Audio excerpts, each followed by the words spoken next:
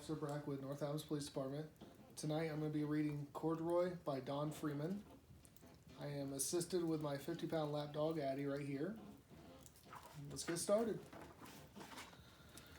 Corduroy is a bear who once lived in a toy department store. Day after day, he waited for other animals and dolls for somebody to come along and take him home. The store was always filled with shoppers buying all sorts of things, but no one ever seemed to want a small bear in green overalls. Then one morning, a little girl stopped and looked straight at Corduroy's bright eyes. "Oh, Mommy," she said, "look, there's the very bear I've always wanted." "Not today, dear," her mother sighed. "I've spent too much already. Besides, he doesn't look new. He's lost a button to one of his shoulder straps."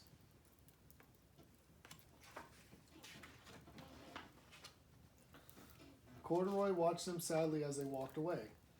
"I didn't know I'd lost a button," he said to himself. "Tonight I'll go and see if I can find it."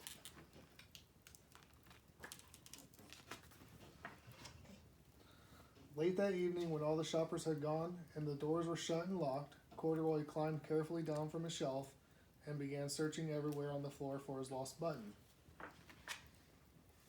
Suddenly, he felt the floor moving under him. Quite by accident, he had stepped onto an escalator and up he went. Could this be a mountain? He wondered. "I think I've always wanted to climb a mountain."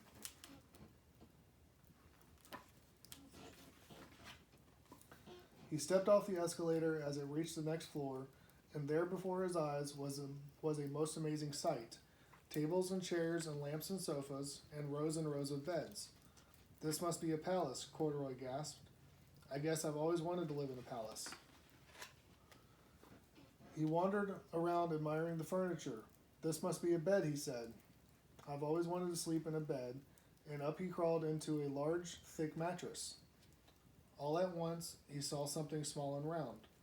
"Why, there's my button," he cried, and he tried to pick it up, but like all other buttons on the mattress, it was tied down tight.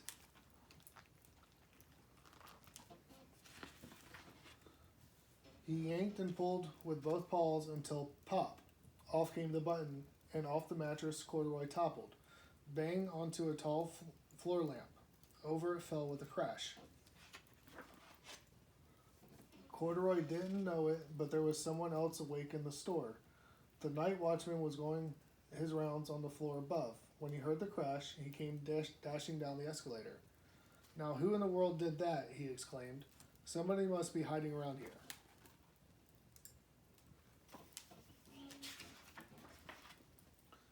He flashed his light under and over sofas and beds until he came to the biggest bed of all, and there he saw two fuzzy brown ears sticking up from under the cover.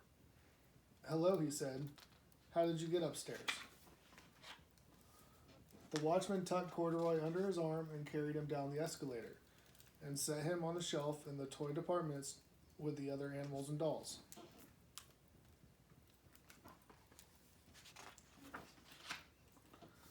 Corduroy was just waking up when the first customers came into the store in the morning, and there, looking at him with a wide, warm smile, was the same little girl he'd seen only the day before. "I'm Lisa," she said, "and you're going to be my very own bear. Last night I counted what I've saved in my piggy bank, and my mother said I could bring you home." "Shall I put him in a box for you?" the saleslady asked.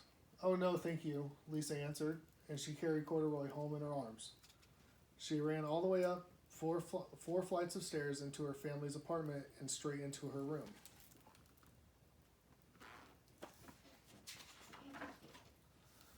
Corduroy blinked. There was a chair and a chest of drawers, and alongside a girl-sized bed stood a little bed just the right size for him. The room was small, nothing like that enormous palace in the department store. "This must be home," he said. "I know I've always wanted a home." Lisa sat down with Corduroy on her lap and began to sew a button on his overalls.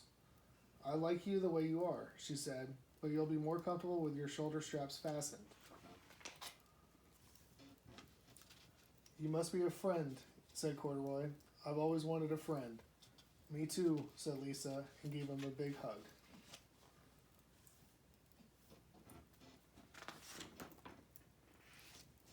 And that was it. Alright, guys. Thank you for listening. Y'all have a safe night and stay safe.